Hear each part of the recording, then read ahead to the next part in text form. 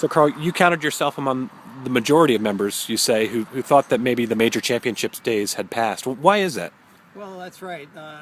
It was felt as though Merion was too short, did not have sufficient space to accommodate a big golf tournament the way, say, Baldwin can, with two courses side by side, or Wingfoot with the same kind of situation.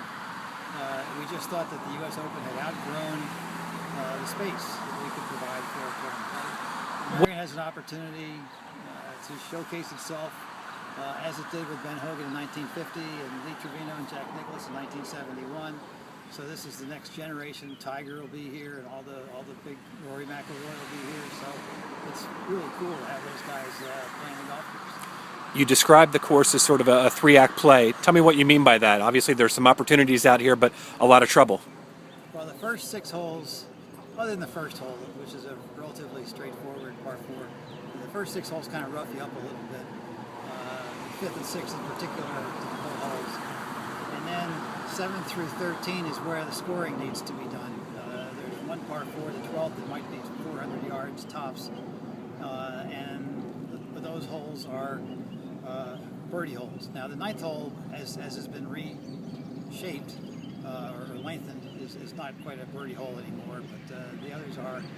And then you come to the last 5, we call them the back 5, and that's where the real fun begins. The course gets extremely difficult, and interestingly, one of the holes that used to strike fear in the hearts of golfers, the 16th, or the quarry hole, is now the breather on the back 5 because of the new tees and the rough and bunker replacement. What's your take on a winning score here, and what type of players do you think will play well? I think 10 under. My number's been 10 under. I think it's going to be. I think Philadelphia in June gets rain, and it'll be soft at least part of the time. And as a result, I think the scores will reflect that. When the pros are able to play under soft conditions, they're really good. They can control their distance quite well. And there are enough opportunities for them with short clubs or short irons in their hands to make some birdies, make a lot of birdies sometimes. And the big hitters you expect will be hitting what mostly? Well, we've been speculating about that. And I think the conventional wisdom is that Tiger will hardly ever pull out his driver, and that will be true of the other really big hitters. They'll just try to keep it in play, take their opportunities where they find them. The first hole, the 13th hole, a few others out there where you can do some scoring, and then respect par on the other holes. Just keep it in play and try to get on in regulation and 2-putt and get out of there. As a club champion, is there anything that you would pass along? I mean, if you could pass along one little, just a nuance about a course, sort of a local knowledge type of aspect, is there anything on this course where you would say, look out for this, or keep an eye out, or this putt does this, or? Well, there are a couple of greens that are quite severe, and you need to stay below the hole.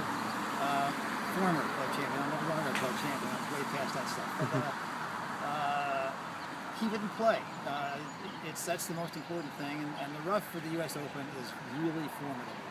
So they'll have to avoid that at all costs, even if it means laying up off the tee to ensure being in the fairway is distinct from being 6 inches off the fairway into some rough that you can hardly see the ball through.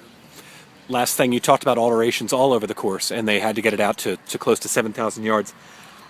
Can you tell me all the holes that have been altered, and the difference in the way that it plays now compared to what it would play for members just normally? With few exceptions, the members never go back to those tees. Once in a while, you might have a really good guest in town or something like that who insists on playing the new tee on, let's say, number 5, your basic 500-yard par 4 to a tough green.